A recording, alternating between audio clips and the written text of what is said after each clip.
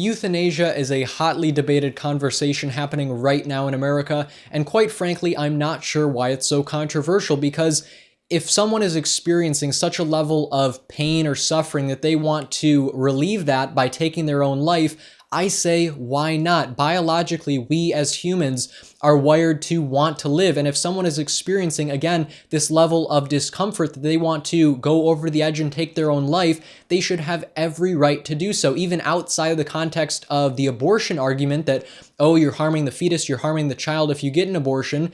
That very well may be true. But in the case of euthanasia, you are literally only affecting directly yourself. Sure, the family's involved, but that we'll talk about later. Also, to the states who have bans on euthanasia, I say, when are you going to criminalize suicide? That makes no sense.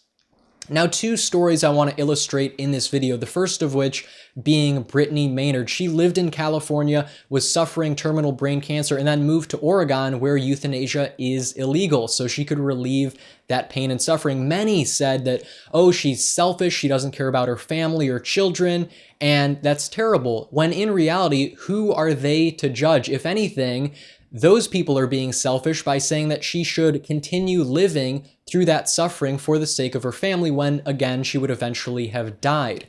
The second story that I'd like to tell is that of Barbara Mancini. She lived in Pennsylvania and one day visited her father, who was also suffering a terminal illness. There, her father said, "I'm ready to go to sleep. My time is up. Please give me this bottle of morphine." Barbara did so, and then hours later, hospice found the father unconscious in the house, took him to the hospital with a police escort, of course, the state again having to get involved. And there at the hospital, he died against his wishes to never be in the hospital. He wanted to die with his family, which of course didn't happen. So how tragic is that? It's awful.